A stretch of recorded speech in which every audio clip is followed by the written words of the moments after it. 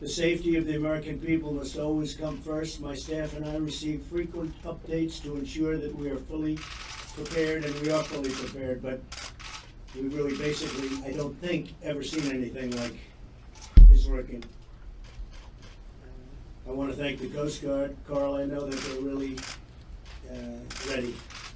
I don't know, I don't know how they can come in for this one. They're going to have to come in from the outside, I guess, but because this looks monstrous. But I want to thank the job you did in Florida, Texas, and Puerto Rico was incredible. This could be bigger than all of them in terms of the power of what we're looking at.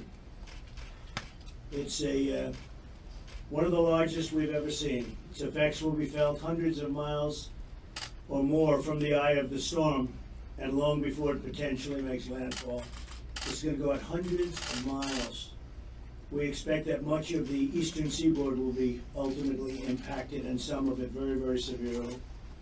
My administration is coordinating closely with state and local authorities. Today we're joined on the phone by some great people that have been working very, very hard. Governor Ron DeSantis of Florida. Thank you, Ron. Governor Brian Kemp of Georgia. Brian, thank you very much. Governor Henry McMaster of South Carolina. Thank you, Henry. And Governor Roy Cooper of North Carolina. Thank you very much, Roy. The federal government stands ready to assist their readiness, response, and recovery operations. And I will say the states, and it may get a little piece of a great place. It's called Alabama, and Alabama could even be in for at least some very strong winds, and something more than that it could be. This just came up, unfortunately. It's the size of the storm that we're talking about. So for Alabama, just please be careful also. I ask everyone in Hurricane Dorian's path to heed all warnings and evacuation orders from local authorities. It looks like they're going to have to be giving them, unfortunately, and we should watch. It's been lurking, it's just been building out there. It's been moving very slowly. It's a bad thing, not a good thing. And the slower it moves, the bigger it is and the bigger it gets. But we want to minimize any unnecessary risk for the public and our brave first responders. I've been working very hard with Governor DeSantis of Florida on getting fuel, getting gasoline brought in, because they've never seen anything like it, the rush to get so much. And again, the Coast Guard and the Army and the Marines, they've been incredible. We've gotten tremendous amounts of gasoline brought in very quickly. Americans are strong, determined, and resilient, and we will support each other.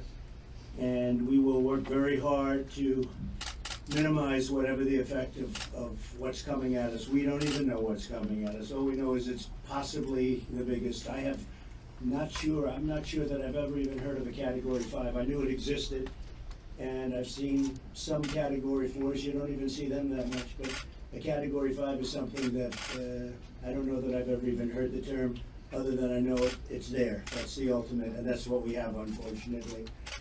So with that, I'd like to maybe ask Kevin if you'd like to say a few words, and we'll go around, and if anyone has any suggestions or questions, I'd love to take them. Thank you. Kevin. Thank you very much, Mr. President, for convening us today, for your focus on our readiness for this storm, and for amplifying FEMA's messages on preparedness throughout the week. Thank you also to our cabinet partners and our state governors for joining us for the briefing today. I think what you'll see and hear from our conversation is really outstanding teamwork across the federal government, but also with our partners that we're supporting at the state and local level to be ready for this massive storm. For our briefing today, we're going to start with an update on the forecast from Ken Graham, the director of the National Hurricane Center, and then we'll go to our governors DeSantis, Kemp, McMaster, and Cooper for updates on the state preparedness. And then Acting Administrator Daniel will talk about the federal effort to deploy resources and be ready. So we'll go ahead and start with the National Hurricane Center. Thank you, sir. Yeah, Mr. President, wanted to give you the latest update on Hurricane Dorian, and it's all been about communicating that threat to the Bahamas and also along the southeast coast of Florida. So I wanted to thank you for being able to get some of that information out, retweeting and tweeting out information to make sure citizens are prepared for this storm. Wanted to start with the NOAA satellites, just giving us an incredible amount of information. You look at the structure is just a textbook case of a very powerful hurricane, 180 miles an hour, a dangerous situation, and moving west at 7 miles an hour. So very slow storm. You can see the eye right here, very powerful, moving to the Bahamas, bringing devastating winds, devastating rainfall. They can see in some cases up to 30 inches of rain, and some of the storm surge getting up over 20 foot. So very dangerous situation for them. And the sheer size of the storm really points to some of the impacts as we move along and get more information on the forecast. The hurricane hunters, I wanted to definitely take the time, the Air Force hurricane hunters and the NOAA hurricane hunters, we're all trying to get away from the storm. These are the men and women in the aircraft that are flying right through the middle of the storm, out and running patterns for us to get the latest information. So these forecast wind updates on the intensity has been coming from the data that we're getting from them. So just want to thank them, true heroes, getting the information that we need to make the forecast.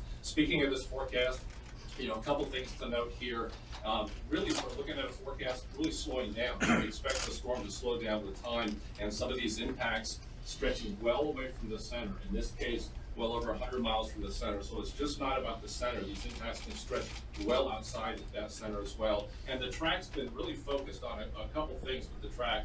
We've had a high pressure system out in the Atlantic, and that's what's caused the system to continue to move west. However, a fast system, if we had a fast system, it would have continued to move in that direction. Because of this slowdown, the inherent characteristics of these storms, sometimes they just slow down, and it's allowing a small trough steered. These things are steered by things thousands of miles away.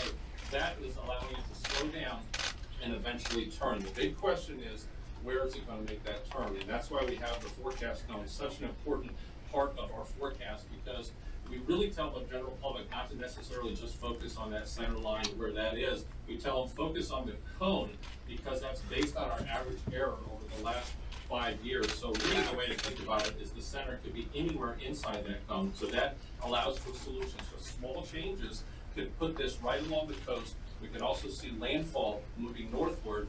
So that's why we really tell people to really pay attention and be ready with time. And we're going to be dealing with this hurricane all week. Look at the time frames here. This is 8 a.m. Monday. That's 8 a.m. Tuesday. Very devastating for the Bahamas since this is so slow. That's Wednesday, Thursday, and Friday. So we're going to see impacts in Florida, Georgia, and also the Carolinas with time. And the rainfall is something we want to talk about. We'll have storm surge impacts. We'll also have some rain in addition to the winds. And some of this rain, this is a message that we're keying to the general public. We see these values 6 to 8 inches and in some places more, but the little teeny changes in that track can bring some of these higher values onshore. Right now, we're thankful most of those are offshore, but a small change does not. Small changes in that forecast will give you a little wobble that causes that change to bring some of these high values onshore. So we're keeping everybody ready. We're doing the interviews. We're talking to the emergency managers. I just can't explain what a tight relationship, close relationship NOAA has, and the Weather Service with FEMA, the state emergency managers, the governors, and also the local county and parish emergency managers out there. They're our partners, and we're all in this together. So that concludes my briefing, Mr. President. Could I just ask you, 2 days ago, we were given a really comprehensive briefing, and they seemed to think almost every prediction was that it was going to go right through Florida and into the Gulf, actually right across Florida. Does that not have a chance of happening now, or what do you think? I mean, everything seems now it goes up north. What do you think the chances that it goes directly straight as the original predictions were? Yeah, this well inside this cone. This kind of gets the variability in that forecast track. And what's happened with time, once it slowed down, the forecast had to nudge to the north because now it has that influence with that trough. Teeny changes can make a big difference in the eventual movement of these storms. Literally thousands of parameters that we're trying to measure and put into the computer models to be able to get these tracks. So a small wobble, a small change can cause that forecast track to nudge a little bit. That's why there's so much uncertainty. And we spend a lot of time talking about the actual cone because you look at the last 5 years and that's the forecast error possible with that track. So we try to communicate these uncertainties. And it does happen, especially when you're measuring thousands of parameters, trying to get that into the model, you can have these small changes. How certain are you that it'll go north? Every single computer model that we have is pulling this to the north. But the big question we have is about where that center is gonna go, and that's why we're really trying to communicate the edge of that cone. That landfall literally could be right on the coast, anywhere in Florida, and even up the Carolinas. We could see a landfall too soon, where you can have some damage right along the coast, but we're trying to communicate, even if it's offshore, look at the size. I mean, remember the NOAA satellite, how big the storm is. Even if it's offshore, that could bring some devastating impacts even up on the coast. We're trying to communicate that size and really trying to focus people on this large system and not just the center. Great job, thank you very much.